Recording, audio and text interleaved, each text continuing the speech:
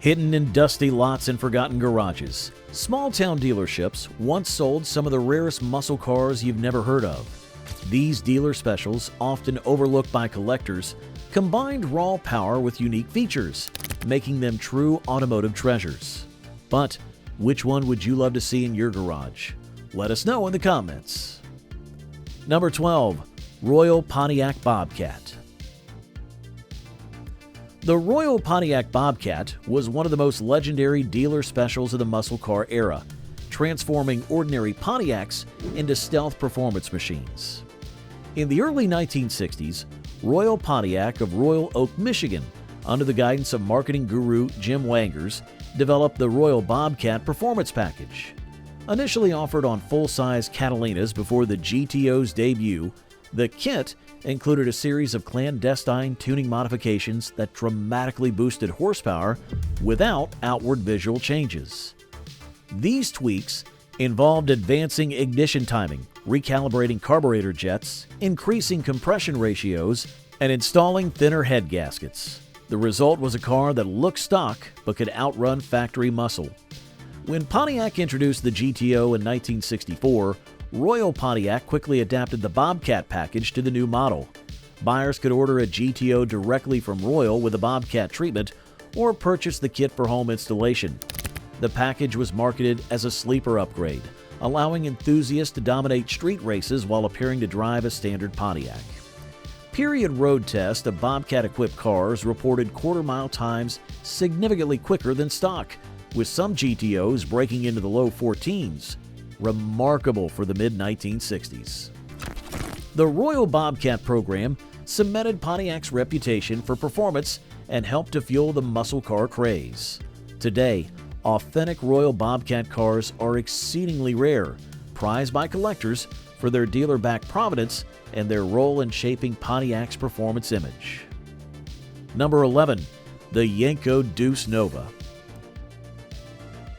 The Yenko Deuce Nova of 1970 was one of Don Yenko's rarest dealer specials, built in Canonsburg, Pennsylvania, and limited to just 175 units.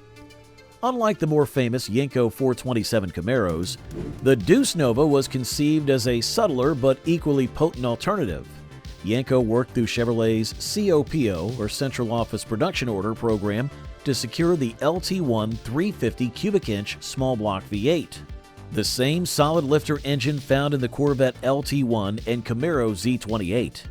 Rated at 360 horsepower, this high-revving small block delivered exceptional performance while avoiding the insurance penalties increasingly tied to big block muscle cars.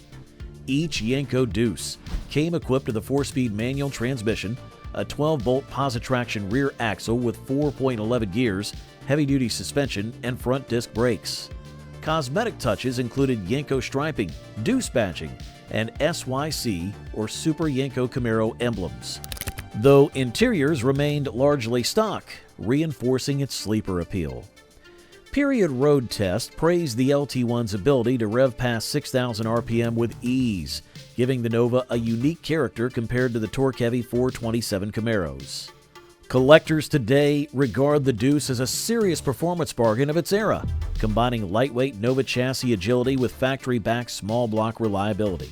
Its rarity and direct Yenko provenance make surviving examples highly prized in muscle car circles, often commanding six-figure auction results. Number 10. Mr. Norm's Grand Spalding Dodge Dart GSS. Mr. Norm's Grand Spalding Dodge Dart GSS of 1968 remains one of the boldest dealer specials of the muscle car era. Norm Kraus, better known as Mr. Norm, ran Grand Spalding Dodge in Chicago and quickly earned a reputation for pushing Chrysler products beyond factory limits. When Chrysler engineers insisted the 440 cubic inch Magnum V8 couldn't fit into the compact Dart body, Kraus proved them wrong. His dealership developed a conversion that shoehorned the big block into the lightweight Dart, creating the Dart GSS or Grand Spalding Special. The 440 Magnum was rated at 375 horsepower and 480 pound-feet of torque, paired with heavy-duty cooling, suspension upgrades, and drivetrain reinforcements to handle the added power. The result? A brutally fast street machine that looked deceptively ordinary. Period Test reported quarter-mile times in the low 13s, making the Dart GSS one of the quickest dealer-built Mopars of its day. Chrysler took notice. By 1969, Dodge introduced the factory-built Dart GTS 440, essentially copying Mr. Norm's formula. However, the original dealer conversions remain rarer and more coveted, with only a handful produced before Chrysler's official adoption. Collectors prize authentic Grand Spalding cars for their provenance, representing the ingenuity of small-town dealers who outperformed Detroit's own engineers. The Dart GSS stands as proof that dealer specials weren't just cosmetic packages. They could rewrite factory performance history. Number 9. Nickey Chevrolet 427 Camaros. Nickey Chevrolet of Chicago became legendary in the late 1960s for building some of the most outrageous dealer special Camaros, long before Chevrolet officially sanctioned big block swaps. When the first generation Camaro debuted in 1967, it was not yet available with the L72 427 cubic inch V8 from the factory. Nickey Chevrolet, however, leveraged its in-house speed shop to perform conversions a GM corporate simply wouldn't. Customers could order a brand new Camaro and have Nickey technicians install the 425 horsepower L72 427, a solid lifter big block originally intended for full-size Chevrolet and Corvettes. These conversions transformed the lightweight F-body into a street and strip terror. Nickey offered multiple performance stages, ranging from basic engine swaps to full drag prep packages with headers, suspension upgrades, and rear-end gearing tailored for quarter-mile dominance. The cars retained stock outward appearances, but under the hood, they were far more potent than anything Chevrolet officially sold at the time. Nickey's 427 Camaros were among the earliest examples of dealer-engineered supercars, predating Chevrolet's own COPO program that later allowed factory-installed 427s in 1969. Period Test and owner accounts describe these cars running quarter miles in the low 12s, making them competitive with Hemi Mopars and Shelby Mustangs. Today, authentic Nickey 427 Camaros are exceedingly rare, prized for their provenance and their role in pioneering the dealer special muscle car phenomenon. Number 8. Baldwin Motion Phase 3 Corvettes. The Baldwin Motion Phase 3 Corvettes of the late 1960s and early 1970s were among the most radical dealer specials ever offered, combining showroom accessibility with drag strip dominance. Joel Rosen's Motion Performance partnered with Baldwin Chevrolet in Baldwin, Long Island to create a line of custom-built supercars. The most infamous were the Phase 3 Corvettes, which took Chevrolet's big block offerings to extremes. Customers could order a brand new Corvette through Baldwin Chevrolet and have it shipped directly to Motion Performance, where Rosen's team installed the L88 or LS7 427 454 cubic inch V8s, tuned with high lift cams, Holley carburetors, and custom headers. Rosen guaranteed that every Phase 3 Corvette would run the quarter mile in the 11-second range or your money back. This was no marketing gimmick. Motion cars were dyno tested and track proven before delivery. Typical builds produce 500 to 600 horsepower, with lightweight fiberglass bodies and drag-oriented gearing, making them brutally fast. Cosmetic touches included wild striping, hood scoops, side pipes, and motion badging, but the cars retained full street legality. Unlike many tuner specials, Baldwin Motion offered a warranty, further legitimizing these outrageous machines. Period magazines like Car and Driver and Hot Rod documented their performance, cementing their reputation as the closest thing to a nuclear option you could buy off a showroom floor.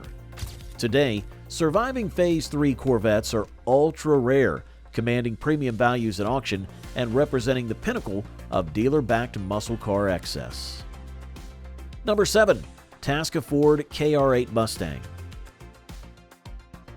The Tasca Ford KR8 Mustang of 1967 and 1968 is one of the most influential dealer specials in muscle car history, a true behind-the-scenes legend that directly shaped Ford's factory performance program.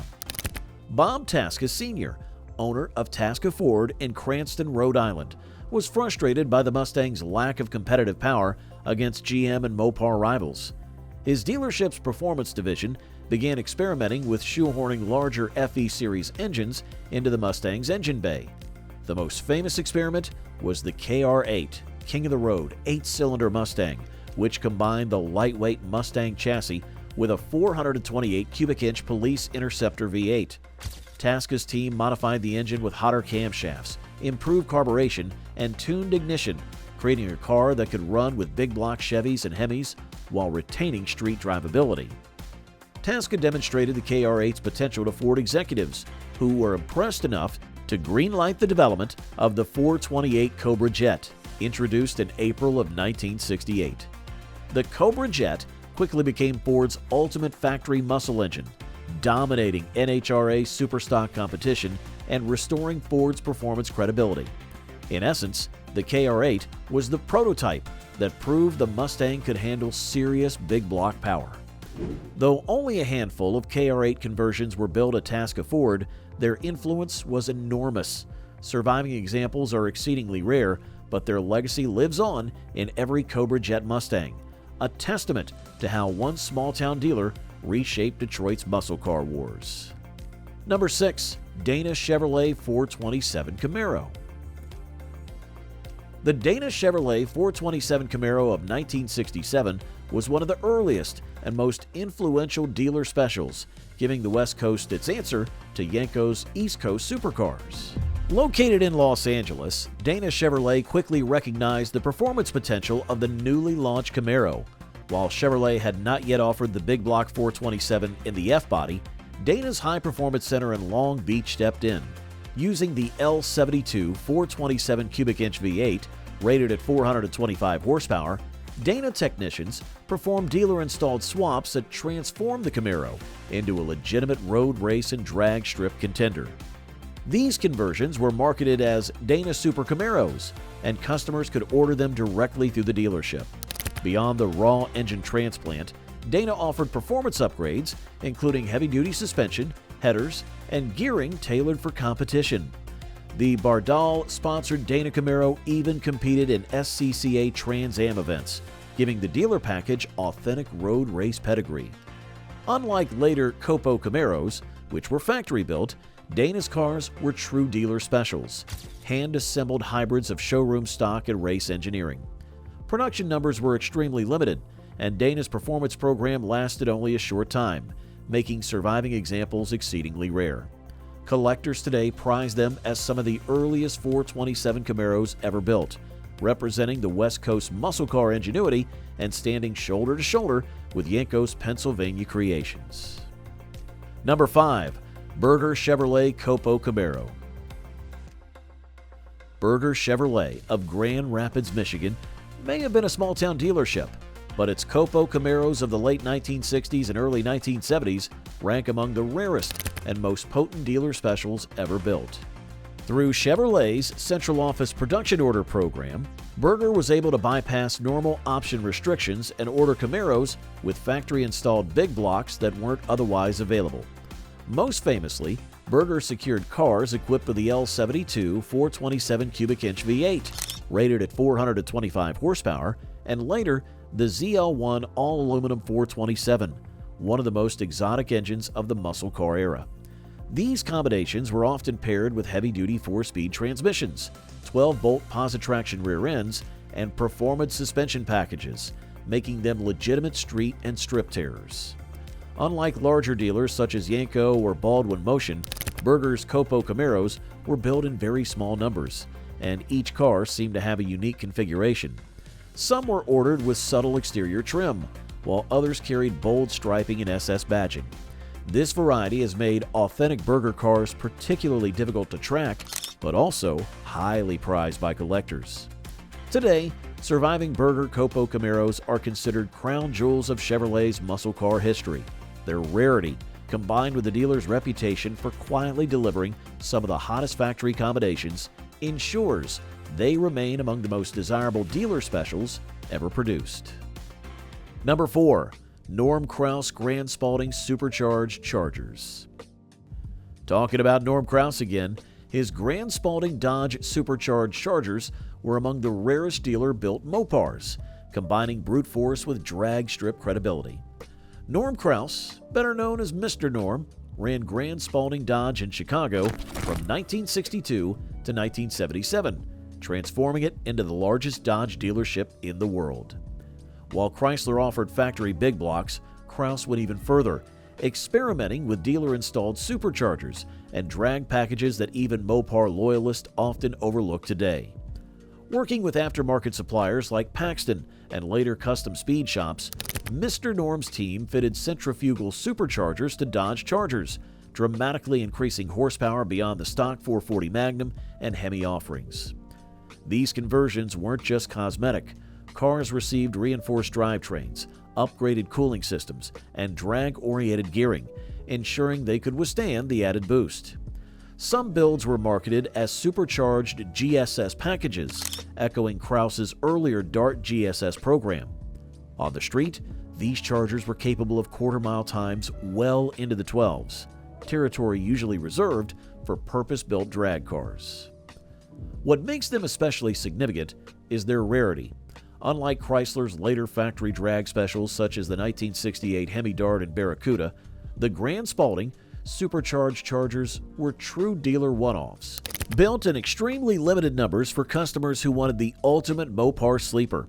Surviving examples are scarce, but they represent the cutting edge of dealer ingenuity, proof that small-town dealers could outdo Detroit itself. Number 3. Gory's Black Panther 427 Camaro. The Gory's Black Panther 427 Camaro of 1967 is one of the rarest and most mysterious dealer specials ever produced, a Canadian unicorn that combines stealth styling with brutal performance. Gory Chevrolet, located in Toronto, was among the first dealers to recognize the potential of Chevrolet's new Camaro. Working with their in-house performance division, Gory's offered a limited run of Black Panther Camaros, all finished in jet black paint with distinctive gold striping and emblems. Beneath the hood, the most coveted versions were fitted with the L72 427 cubic inch V8, rated at 425 horsepower, an engine not officially available in the Camaro lineup at the time. These cars weren't just about straight-line speed. Gory's equipped them with heavy-duty suspension, upgraded brakes, and performance gearing, making them capable of handling Canada's road race scene as well as drag strips. The dealer branding gave them a unique identity, with Black Panther badging setting them apart from standard SS or Z28 Camaros. Production numbers remain uncertain, but historians estimate only a handful of true 427 Black Panthers were built, making them rarer than Yenko or Nickey Camaros. Surviving examples are virtually unobtainable today, with their provenance and Canadian origin adding to their mystique. For collectors, the Black Panther represents one of the most elusive dealer specials, proof that even outside the U.S., small-town dealers were rewriting muscle car history. Number 2. Shelby Hornet by Ted Horn. The Shelby Hornet by Ted Horn in New Jersey during the 1950s is one of the most obscure dealer specials, blending Hudson's NASCAR dominance with hot rod ingenuity. Hudson's Hornet, introduced in 1951, was already a legend thanks to its innovative step-down chassis design, which lowered the center of gravity and gave it superior handling compared to rivals. The Hornet's inline-six engine, particularly the 308 cubic inch twin H-Power setup with dual carburetors, made it a favorite among NASCAR drivers like Herb Thomas and Marshall Teague, helping Hudson dominate stock car racing between 1951 and 1953. In New Jersey, racer and dealer Ted Horn, a celebrated driver with ties to Hudson performance culture, experimented with dealer-built hot rod Hornets. These Shelby Hornets, sometimes confused with Carroll Shelby's later work, were fitted with dual carburetors, hotter camshafts, and NASCAR-inspired suspension tweaks, essentially translating Hudson's track success into street-legal performance cars. Unlike factory twin H-Power Hornets, these dealer specials were tuned locally, often with custom intake setups and reinforced drivetrains to handle the extra power. Production was extremely limited, and documentation is scarce. Most historians agree that almost no survivors exist today, making them rarer than even COPO Camaros or Royal Bobcats. Their obscurity lies in being a dealer-level experiment, bridging Hudson's racing pedigree with small-town hot rod culture. For collectors, the Shelby Hornet represents a forgotten chapter of muscle car history, an early precursor to the dealer special phenomenon that exploded in the 1960s. And at number 1, the Thomas Tiger Pontiac GTOs. The Thomas Tiger Pontiac GTOs from Georgia are among the most elusive dealer specials of the muscle car era, blending regional flair with Pontiac's performance image. In the mid-1960s, Pontiac's marketing campaign famously branded the GTO as the Tiger, a nickname pushed by advertising executive Jim Wangers to emphasize the car's ferocity. While national promotions like the Hirsch GTO Tiger giveaway gained notoriety, small-town dealers in the Deep South also capitalized on the theme.